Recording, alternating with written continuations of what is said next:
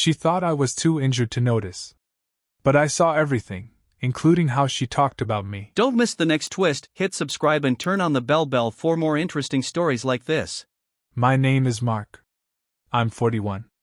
And I learned the hard way that silence can be the loudest form of betrayal. I've been a firefighter for nearly 20 years. It's a job that wears on you physically and emotionally, but I loved it. I loved the schedule, the brotherhood, the sense that I was doing something that mattered. My wife, Rachel, always said she admired that about me. Said she couldn't imagine loving anyone else. We met in our 20s, married at 29. Lived just outside Denver in a split-level home we bought with her inheritance from her late mother. Rachel worked from home as a graphic designer. We had a quiet, predictable life. 2 dogs. No kids, she said she wasn't ready. And then later that she wasn't sure anymore. I worked 24-hour shifts. That meant long gaps away. Over the years, I noticed little shifts, fewer texts when I was gone, less excitement when I came back. But I chalked it up to routine. Burnout. Until I broke my leg. 6 months ago, I slipped on black ice getting out of the engine. Tibia snapped. Surgery, pins, the whole mess. I was out for months. Stuck at home for the first time in years.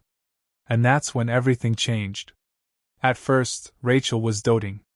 Cooking, checking in, adjusting her schedule to drive me to appointments. But after 2 weeks, she started staying in her office with the door closed. Working late. Whispering on calls. One night, I was up late binging Netflix with headphones on. She didn't know I was awake. I saw her go into the guest room. Close the door. The light stayed on. My gut told me something was off. The next morning, I checked the browser history on our shared laptop. She'd cleared it. That was new. So I got smarter. I installed the keylogger. I know, it's shady. But something in me needed answers. I needed to know if it was in my head. 2 days later, I had everything. Messages. Emails. Photos. His name was Evan. She met him in a digital art forum. He lived 30 minutes away. It started virtual, then went physical. Weekly. While I was laid up on painkillers, she was sneaking him into the guest room. She used our dogs as an excuse. Taking them for a walk. They always came back tired, now I know why. I didn't confront her right away. I started watching. Recording. The worst part wasn't the sex. It was what she said about me. He used to be this strong, grounded guy. Now he's just broken. I don't know if I love him anymore. He talks about going back to work like he's still relevant. I saved it all. I waited until she was about to leave to walk the dogs. I stopped her at the door. Told her to sit. She saw the folder on the coffee table labeled Evan. She froze. I said, I know. All of it. Her face went blank. Not shocked. Not even sad. Just resigned. She sat down, rubbed her temples, and whispered, I didn't know how to stop.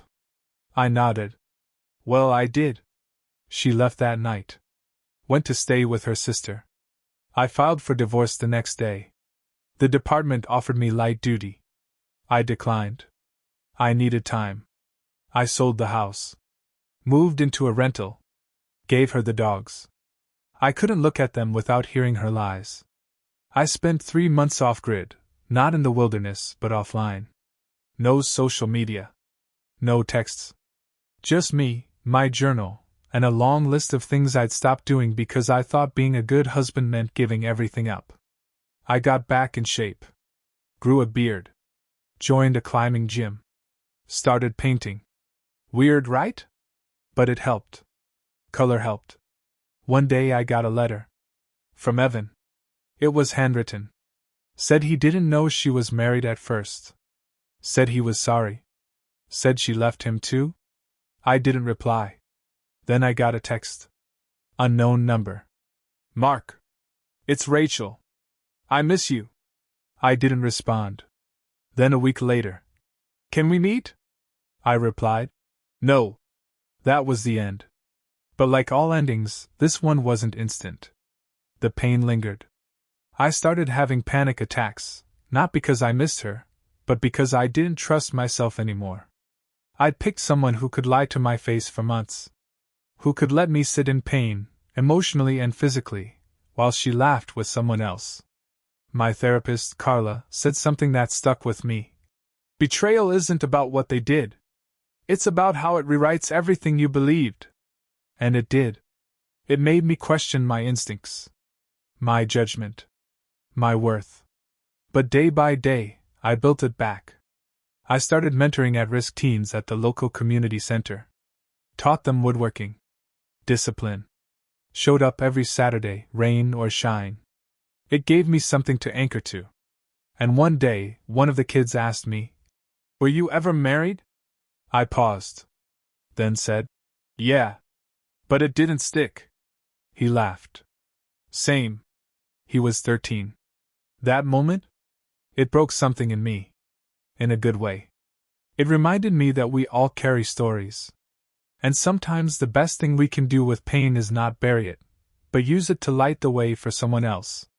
A few months later, I bumped into Rachel. Not literally, but close. It was at the grocery store. Frozen foods aisle. She looked thinner. Hair shorter. Eyes tired. She saw me, smiled weakly, and said, "Hey." I nodded. Hey. That was it. We passed each other like strangers. Like ghosts from a past life. And when I got to the register, I realized something. I wasn't angry. I wasn't anything. And that felt like peace. I got promoted last week. Fire Academy instructor. Full time. I wake up early. Brew fresh coffee. I paint. I teach.